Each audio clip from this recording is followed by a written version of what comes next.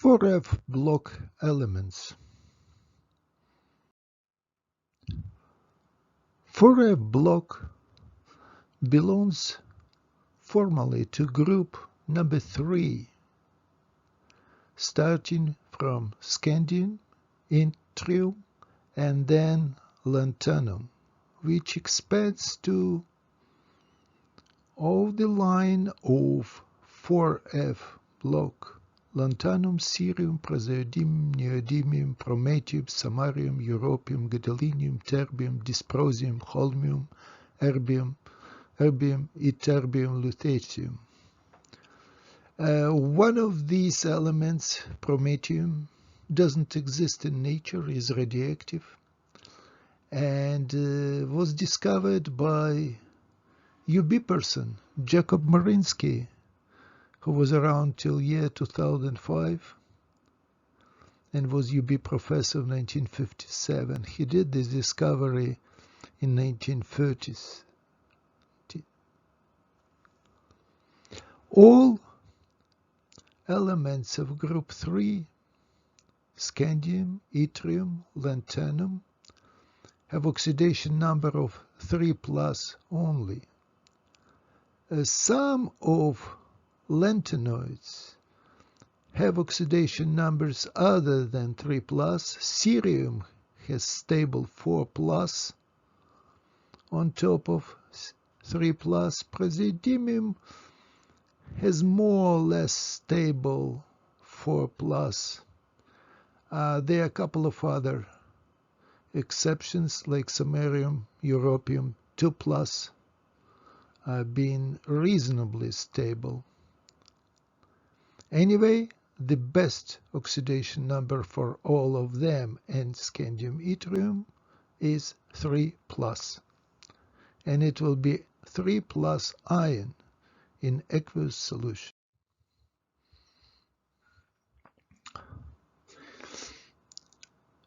So electron configuration for lanthanum will have no F electrons, and therefore 3+ will give you very simple chemistry.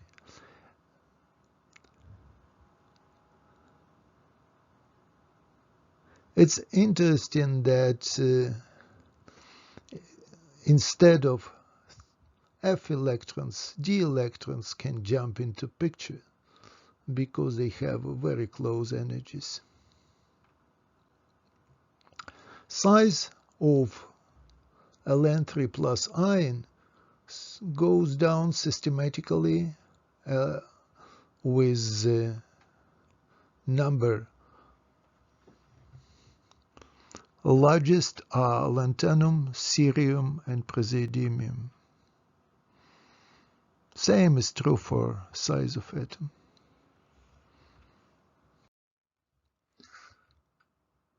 F orbital has very complex shapes, and there are 7 of them. Their energy in atom are identical, but they are split in complex compounds, exactly like D do, but in more complex manner. 4F orbitals are deeply buried. If you look at spatial distribution, you can see that 6p, 6s, 5d are looking far further outside the Sm3+ ion than 4F orbital that is much close to the nucleus. That's why 4F orbitals will not participate in large extent in bonding, and they will stay intact, just being affected by crystal field. They do not make covalent bonds.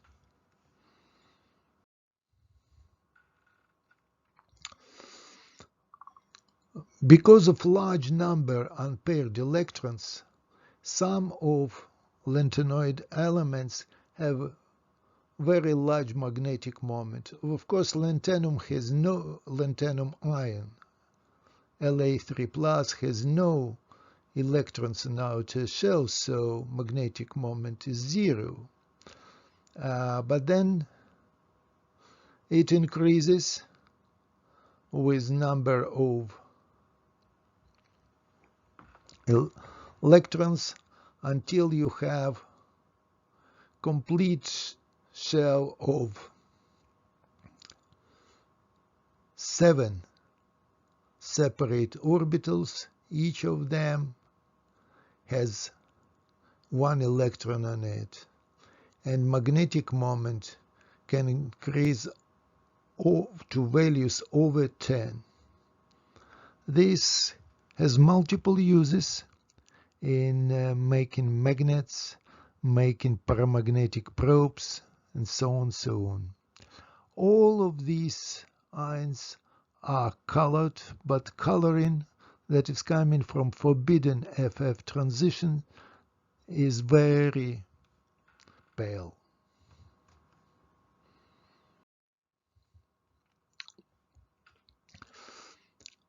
Most of ores of lanthanum are common with thorium and are phosphates.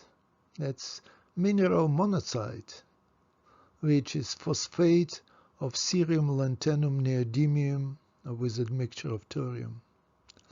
The procedure first requires digestion with sodium hydroxide, which gives slurry of oxides. Lanthanoid oxides are not amphoteric, so they precipitate with sodium hydroxide but never dissolve in it. When you acidify with hot HCl, thorium oxide is still left and can be easily separated.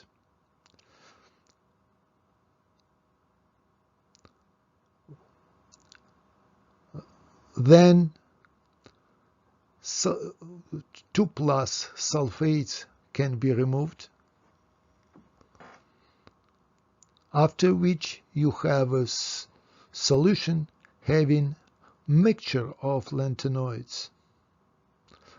A relatively easy procedure can be done for cerium that has +4 oxidation number, but otherwise separation is done by ion exchange. In some limited cases there is possibility to use mixture of lanthanoids without separation. For example, it's so-called mix metal, that is mainly cerium with a mixture of lanthanum. Has some limited uses. Separation of lanthanoid is performed by chromatography. So first again, oxidizing metal gives you oxidation number 3, but cerium will go to 4, and that's how it can be separated more easily. Then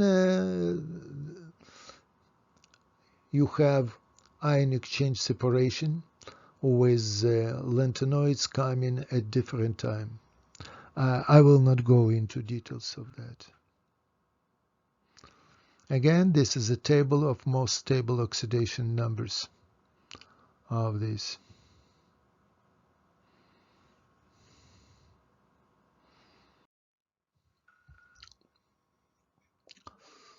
Lanthanum is colorless, cerium palely colored, praseodymium.